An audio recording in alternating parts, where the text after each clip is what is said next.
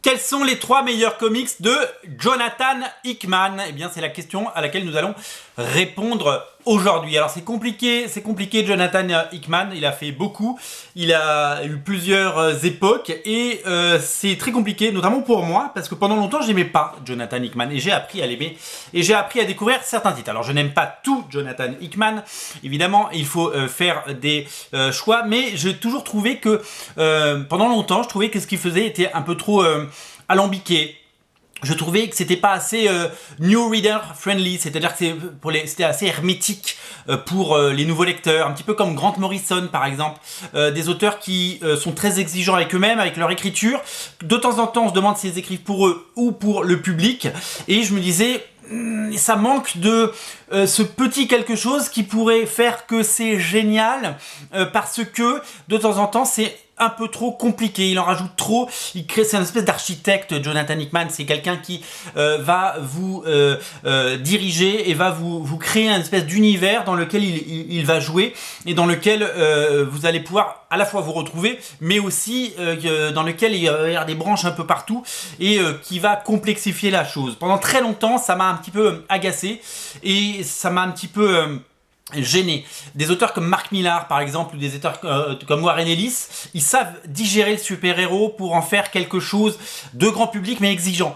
Eh bien, Jonathan Hickman, pendant longtemps, j'ai trouvé que c'était trop... voilà, il écrivait juste pour les grands fans de comics, pour les grands lecteurs, pour les gens qui sont là depuis longtemps, et j'avais l'impression que les nouveaux lecteurs étaient un peu laissés de côté sur la bande d'arrêt d'urgence en warning l'été, et que c'était un peu dommage. Mais ça c'était avant de lire certains titres, et c'était aussi parce que mon œil s'est habitué et que je suis devenu un lecteur beaucoup plus averti, c'est-à-dire que forcément je lis énormément de comics, donc forcément mes exigences aussi sont revues à la hausse assez régulièrement, et j'ai vu des choses absolument fabuleuses. Alors c'est très compliqué de parler de Jonathan Hickman parce qu'il en a fait des choses, hein. Il a une grande carrière déjà derrière lui.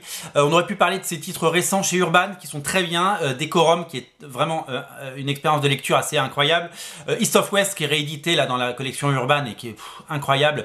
Le format est parfait, le grand format est parfait pour East of West, c'est vraiment un très bon comics. On aurait pu parler de ses Avengers, de ses Fantastic Four. Non, on va parler d'autre chose. On va parler évidemment de House of X, Power of Ten. Ça a été la claque. En fait, ça a été le révélateur me concernant.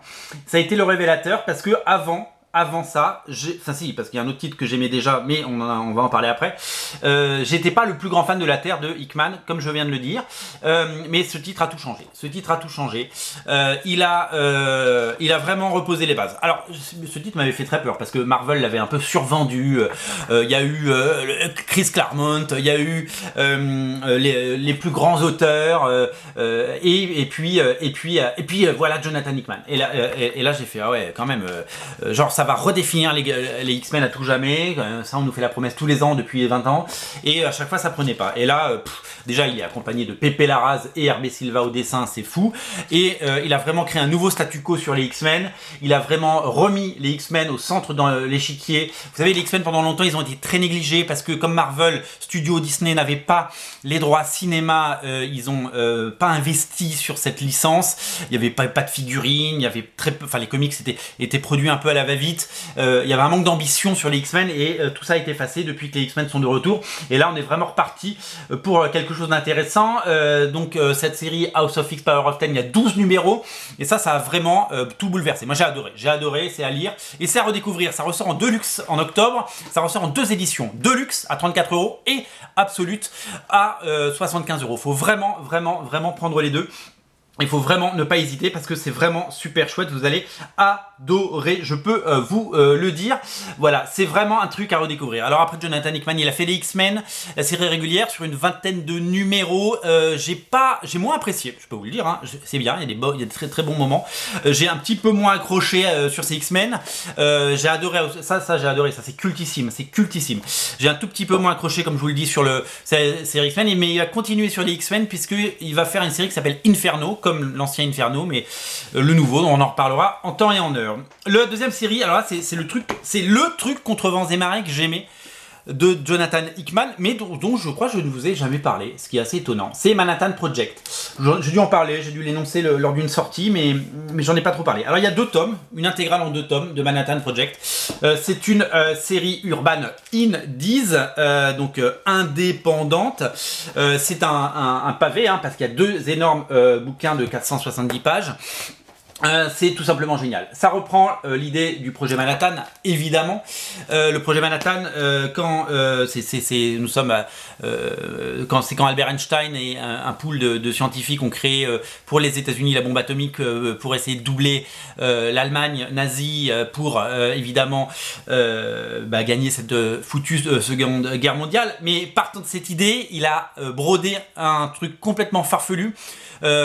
Puisque quand vous réunissez tous les plus grands scientifiques de la Terre, dont Albert Einstein, c'est pas juste pour faire une petite bombe atomique, quoi. C'est vraiment pour aller au-delà, et c'est cette boîte de Pandore qu'ouvre Jonathan Hickman dans cette série. Quand j'ai lu ça, j'étais mais sur le cul, tellement c'est bien, tellement c'est riche, tellement c'est smart, tellement c'est intelligent. C'est brillantissime, c'est génial, c'est du délirant, c'est fou, ça part dans tous les sens, mais c'est maîtrisé, c'est pas du n'importe quoi, c'est juste brillantissime, il y a 10 000 idées. C'est génialissime, c'est à découvrir. Si vous êtes passé à côté de cette série, c'est que vous avez raté quelque chose de grand. Et d'ailleurs, je m'excuse de ne pas vous en avoir parlé avant, parce que j'aurais dû vous en parler avant, j'aurais dû vous solliciter sur cette série qui est fabuleuse. Faut se poser, faut la lire, quoi. C'est génial. Le Manhattan Project, ça fait partie des meilleurs comics de Jonathan Hickman, voilà, tout simplement. C'est vraiment fabuleux, il n'y a pas d'autre mot, c'est vraiment fabuleux. Alors, le 3e titre, il fallait prendre quelque chose d'assez épique, et moi c'est quelque chose qui m'a beaucoup plu aussi. C'est tout simplement la fin du run d'Avengers de Jonathan Hickman. C'est les Secret Wars, dessinés par Esad Ribic. Quelle claque. C'est vraiment du comics haut de gamme comme on l'aime. Le dessin est flamboyant. J'ai pas parlé, excusez-moi, je fais une toute petite parenthèse. Le dessinateur de Manhattan Project, c'est Nick Pitara. Pour une fois que je ne parle pas du dessinateur alors qu'il est fabuleux. Quel génie, c'est l'œuvre de sa vie, il est incroyable. Nick Pitara, il a fait une merveille, il a fait l'ensemble des épisodes, c'est un talent. Mais bon, souvent, Jonathan Hickman, il a souvent les meilleurs dessinateurs, et ça marche très bien quand il y a un très très bon dessinateur. Après les Secret Wars des années 80, de Jim Shooter et tous les auteurs de l'époque, après les Secret Wars sans S de Bendis au début des années 2000, eh bien, il nous a fait, c'était en 2015 déjà, que le temps passe vite quand on s'amuse, Secret War. Donc c'est disponible en absolute et en deluxe. Alors je sais même pas ce qu'il reste de l'absolute. Je sais qu'il reste du deluxe, ça c'est sûr, moi j'ai l'absolute. C'est un des rares absolutes que j'ai en version française parce que l'édition est fabuleuse. Sinon il y a deluxe à 32 €, je vous mets le lien dans le descriptif de la vidéo. Voilà, c'est incroyable. C'est à la fois la fusion des univers Marvel, du multivers.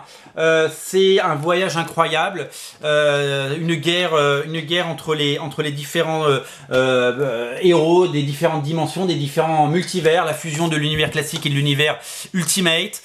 C'est la fin de tout, mais le début de tout, et c'est voilà, il a digéré son run d'Avengers et il nous a sorti un des plus grands crossovers des 6 dernières années chez Marvel. Ça c'est assez époustouflant et c'est assez brillant et c'est absolument incontournable si vous voulez mon humble avis. Voilà, donc Secret Wars disponible en absolute peut-être et disponible en deluxe, ça c'est sûr. Le House of X disponible en deluxe et en absolute, pareil, même punition, ça sort en octobre, il faut absolument les précommander. Et le chef-d'œuvre, son chef-d'œuvre peut-être, pour moi c'est son chef-d'œuvre, c'est Manhattan Project que j'adore. C'est disponible chez Urban Comics en 2 tomes. Le tout est à découvrir sur originalcomics.fr et en boutique à Paris au 49 rue La Cépène. On vous attend bien entendu. Tout l'été, on vous attend tout l'été. J'espère que ces émissions vous plaisent. En tout cas, je prends un plaisir fou à les préparer et à les animer. Salut!